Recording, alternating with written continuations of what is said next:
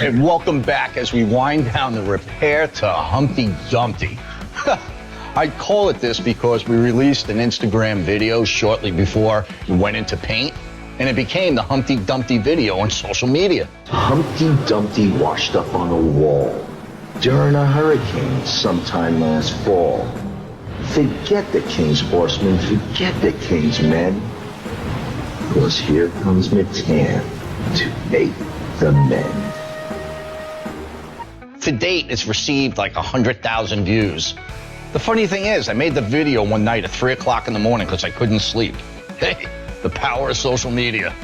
From the very beginning, we worked with Boston Whaler Parts through the dealer in Texas, accumulating the many different parts and accessories needed to reassemble this vessel.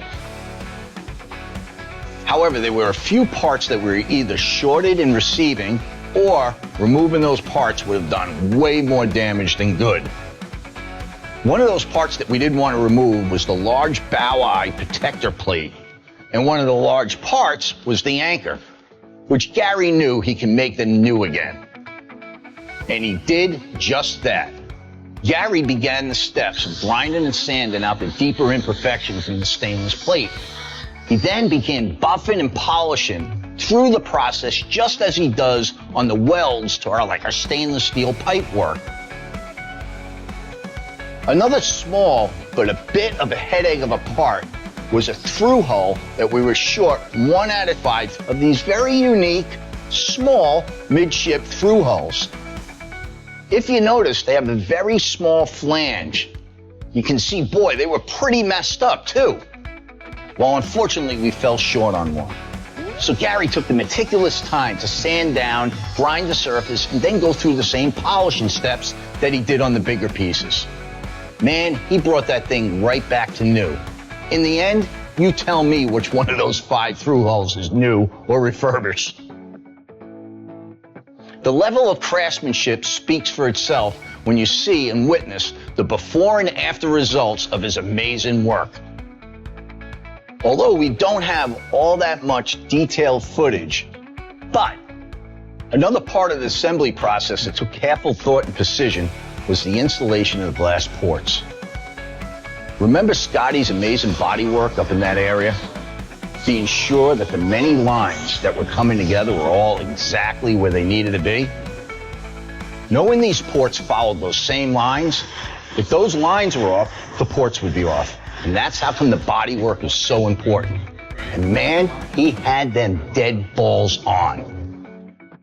So to get these installed, Scotty first masked off around the port areas, and with very low pressure, he applied multiple coats of this special primer that promotes the adhesion of the glue we use to permanently install the panels back in place. Well, not permanently, because between Hurricane Harvey and Metan, we got them off, but I think you get the point. The next few steps of gluing and holding them in place is where I fall short in video, that I needed to jump in with all hands on deck, that we had a very short working time limit with our adhesive. It was imperative that we hold the panels in place for the allotted time for our glue to cure. With the glue being black and the primer coat also being black, the primer hid any signs of the glue. Although the ports were smoked glass, it was still translucent. So if we didn't have that black background, you would have actually been able to see the beads of sealant. Well, once again, the results speak for themselves that the installation of these ports came out perfect and was another realization for all of us on how close we were to being finished with this tremendous repair. And yes, it's happening. The repairs to the 420 Outrage are complete. Accessories and hardware installed. And now, the single most important phase of the entire project is yet to be completed. And that phase is making it, no, I'm not gonna say it, but I was gonna say it, like we were never there.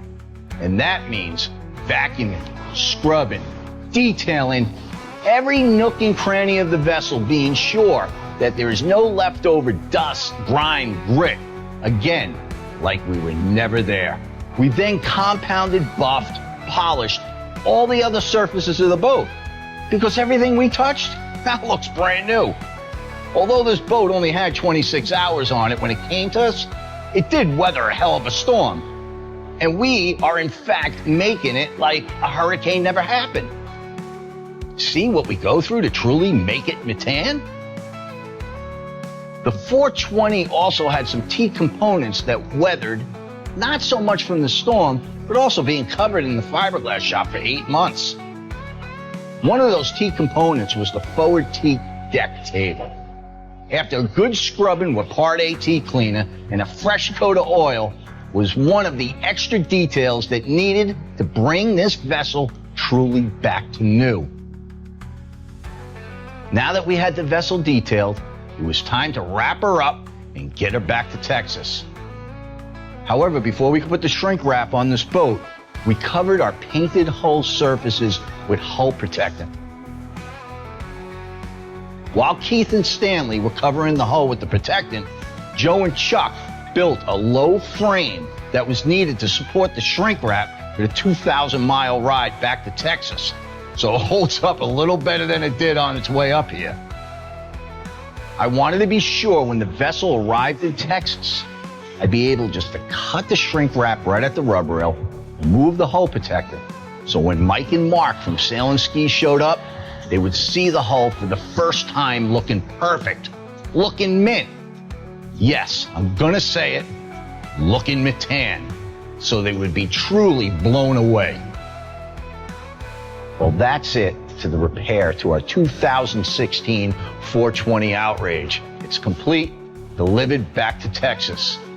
And after having to wait for the boat to be built, then only to have to wait even longer for it to be repaired, the client can finally enjoy what he has now been missing, and that is the performance and the comforts of one of the most amazing Boston whalers ever built. If you like this segment, click right here. If you like this segment and you want to watch the whole episode, click right here.